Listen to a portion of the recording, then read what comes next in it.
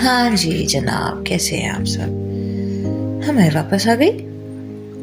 अच्छा, मुझे कुछ लोगों ने पूछा कि आप अपना तारुफ नहीं करवाती। अरे ना मैं तारुफ करवाऊंगी ना मैं तारीफ करूंगी। तारीफ उस खुदा की जिसने एक आवाज़ दी है, जिसको मैं एक अच्छे तरीके से इस्तेमाल करना चाह रही थी। ये हो गई तारीफ। और तारुफ ये है कि मैं अपने विरसे को संभालना चाहती हूँ और उसमें आप सबकी मदद चाहती हूँ। आप यही समझ लीजिए कि विरसे की रखवाली करने वाले और अपनी ज़ात में छोटे से सिपाही तो इस विरसे की हिफाजत करने पे तुले हुए हैं। अगर आपको मेरा ये लफ्ज़ बुरा लगे तो माज़रत, लेकिन इससे बेहतरीन लफ्ज़ कोई नहीं मिल सकता, क्योंकि हम रोज़ाना एक बड़ी लंबी चौड़ी जद्दोजहद करते हैं, बड़ी लंबी चौड़ी लड़ाई लड़ रहे हैं इस बात के साथ कि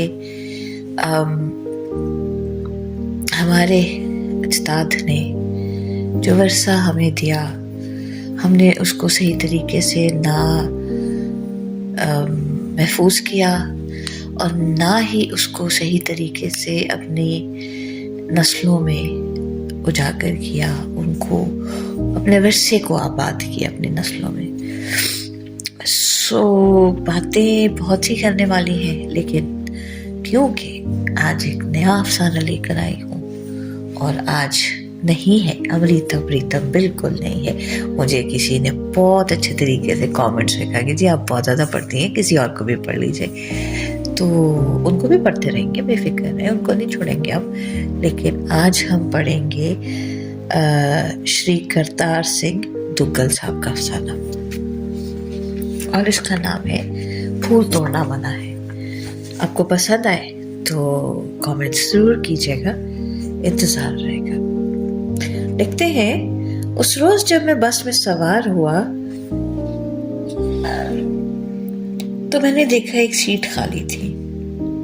यूं वो सीट खाली ही थी, लेकिन उसके खासे हिस्से पर एक सवारी का कब्जा था जो उसके बराबर वाली सीट पर बैठी हुई थी।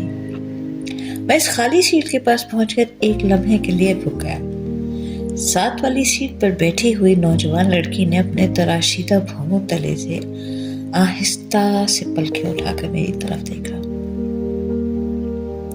उसने पल भर के लिए मुझे देखा और फिर पलकें नीचे कर ली, लेकिन मेरी सीट के काफी हिस्से पर इसी तरह कब्जा जमाए रखा। आखिर सीट पर जो थोड़ी बहुत जगह में खाली थी, मैं उस पर बैठ गया। बड़ी मुश्किल से मैंने अपने आप को वहां ठिकाया। मैं बहुत संभल कर बैठा था। मैंने अपनी दोनों टांगें दूसरी तरफ खड़े होने वाली जगह की तरफ कर ली। बस के हर झटके और हर मोड़ पर मैं अपने आप को इस तरह सुकेड़ के काबू में रखता कि कहीं मेरे साथ बैठी हुई उस नौजवान सवारी के साथ कोई ज्यादती ना हो जाए। अगले स्टॉप पर जब सब सवारियों के लिए बस खड़ी हुई तो फौजी सिपाहियों का एक रेले का रेला बस में सवार हो गया। उन्होंने खड़े होने वाली सारी जगह भर दी। बस में इस कदर भड़का हो गया कि मजबूरन अपनी टांगें मुझे अंदर करके अपनी सीट के सामने की तरफ करना पड़ी। इस तरह करने से पहले मैंने एक नज़र उस नौजवान लड़की की तरफ देखा, लेकिन उसने जितनी जगह मेरी सीट की घेर रखी थी उस पर उसी तरह खामोश बैठी रही। दोनों टांगे सीट के सामने की जानिब कर लेने की वजह से मेरा एक तरफ का हिस्सा उस हसीन हमसफर के जिस्म से लगना शुरू हो गया। मैंने अपने आप को इंतहाई तौर पर सुकेड़ लिया, लेकिन उसके बावजूद मेरा बाजू उसके बाजू से छू रहा था। मेरा बाजू उसके बाजू से मुसलसल छू रहा था और वो लड़की इसी तरह अपनी सीट से ज्यादा जगह पर कब्जा जमाए हुए बेपरवाही से खामोश बैठी थी। उसका कोट उसी तरह फैला हुआ था, उसकी शलवार के पाइंजे उसी तरह जगह घेरे हुए थे। उसके जूड़े में टंकी हुई अध खिली सुनहरी कली वैसी की वैसी थी। मुझे यूं लग रहा था जैसे उड़ कर मुझे वो झांक रही हो। और बस चल रही थी। जब बस चली तो एक झटके के साथ मेरा जिस्म मेरी उस नौजवान हमसफर के जिस्म से छू गया। मैंने फिर अपने आप को संभाल लिया, लेकिन मेरा बाजू उसके मुसलसल अब भी उसके बाजू के साथ छू रहा था।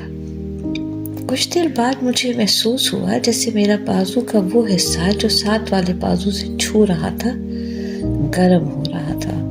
कुछ देर बाद मुझे ऐसे एहसास हुआ जैसे मेरे बाजू का वो हिस्सा जो साथ वाले बाजू से छू रहा था वो दहकर अंगारा बन गया।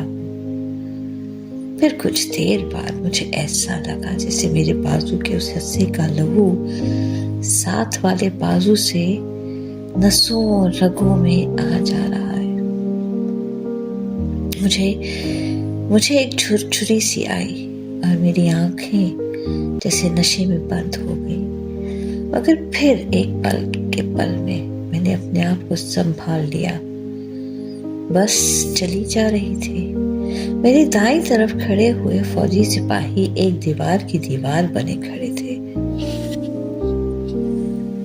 बस सवारियों से बुरी तरह भरी हुई थी। ताज़ा हवा के लिए मुझे बाईं तरफ बार बार खिड़की की तरफ देखना पड़ता था और मेरे बाईं तरफ ही मेरी वो नौजवान हमसफर बैठी हुई थी, खामोश बेहिस्सो हरकत, एक बुत की तरह। ये लड़की यकीनन किसी फौजी अफसर की बीवी मालूम होती है। कुछ देर बाद मैंने उसके बारे में सोचने लगा। यकीनन ये सदर बाजार से बस में सवार हुई होगी। सुबह ही सुबह घर का सौदा सल्फ खरीदने के लिए दिल्ली जा रही है। घरेलू जरूरियात की चीजें तो उसका शौहर लाता होगा। ये तो सुबह के वक्त यूं बन संवर कर अपने किसी दोस्त से मिलने के लिए जा रही होगी, या फिर इसकी लिपस्टिक खत्म हो गई होगी, पाउडर खत्म हो गया होगा। 10 से लेकर 12:30 तक कनॉट पैलेस हसीन औरतों से भरा रहता है। शहरों के दफ्तरों में चले जाने के बाद दिल्ली की नौजवान औरतें हिरनियों की तरह कतारों की कतारों में घूमती हैं। कनॉट पैलेस में घूमते घूमते जब ये थक जाएगी तो कोका कोला पिएगी, अपने शौहर के लिए च्युइंगम और अपने बच्चे के लिए लॉलीपॉप खरीद लेगी। 1-1:30 बजे इससे पहले कि उसका शौहर घर पहुंचे वो बस में सवार होकर वापस घर पहुंच जाएगी। इस तरह ये खुश, इसका शौहर खुश और इसका बच्चा खुश और खुदा तो खुश ही खुश। इसकी जिंदगी का एक हसीन दिन और कम हो जाएगा। मेरे बाजू का वो हिस्सा जो अभी तक इसके बाजू से छू रहा था, मुझे यूं महसूस हुआ जैसे मन हल्का हो गया हो। जैसे मेरे बाजू का वो हिस्सा दरमियान के कूटों और कमीजों की पाबंदियां दूर कर चुका है। जैसे मेरे बाजू का वो हिस्सा साथ वाले बाजू से जुड़ गया हो।